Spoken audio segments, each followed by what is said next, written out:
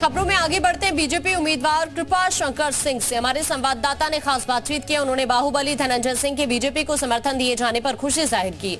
साथ ही कांग्रेस के 10 kilo ration दिए जाने के सवाल पर भी निशाना साधा है।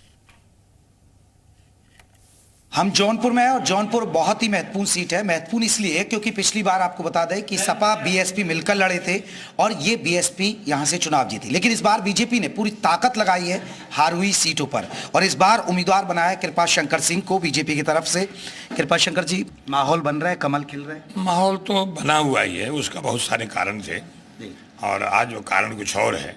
आदरणीय देश के प्रधानमंत्री ने 400 पार का नारा क्यों दिया था कि हमारा विकसित जो भारत अग्रसित है उसको और गति मिले और दूसरा आत्मनिर्भर भारत बने, क्योंकि जब भारत आत्मनिर्भर बनेगा तो मुफ्त में राशन देने की जरूरत नहीं पड़ेगी, मुफ्त में और कुछ काम करने की जरूरत नहीं पड़ेगी। आज जरूरत है तो प्रधानमंत्री जी ने उन योजनाओं को लेकर के जब लोगों के बीच में जा रहे हैं तो बड़ा उसका उत्साह। एक राशन का जिक्र किया, अभी कल ही ऐलान कर दिया कांग्रेस ने कि बीजेपी 5 किलो राशन दे रही है और हम 10 किलो राशन देंगे, उसे आप कैसे देखते हैं? वो 70 सालों को देखते हैं ना, पिछले 60 सालों को देखते हैं ना।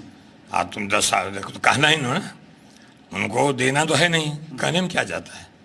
सर, धनंजय सिंह ने बीजेपी को समर्थन करने का ऐलान कर दिया है, उसका कितना असर पड़ेगा? हालांकि उन्होंने कहा कि वो बाकी मंचों पर नहीं खड़े होंगे, व्यक्तिगत जो वहाँ पे रैलियाँ वहाँ नहीं खड़े होंगे, लेकिन समर्थन करते हैं। मैं उनको धन्यवाद देता हूँ और उनके निर्णय का स्वागत भी करता हूँ, क्योंकि भारतीय जनता पार्टी के विचारों से, आदरणीय नरेंद्र मोदी जी के विचारों से उन्होंने भारतीय जनता पार्टी को समर्थन दिया है, तो मैं उनका स्वागत करता हूँ। अखिलेश यादव कह रहे हैं कि हम 79 सीटें जीत रहे हैं, आप 80 सीट कह रहे हैं यूपी के अंदर, और राहुल गांधी कहते हैं कि देखिए इंडिया गठबंधन का यूपी में तूफान आने वाला है। भूल गए, नहीं तो यूपी में 85 सीट भी कह सकते थे वो, उनको याद भी नहीं होगा। सीट 80 में 79 उनको मिल रहा है, ऐसा उनका कहना है। तो जनता बताएगी, जनता ने बताया है।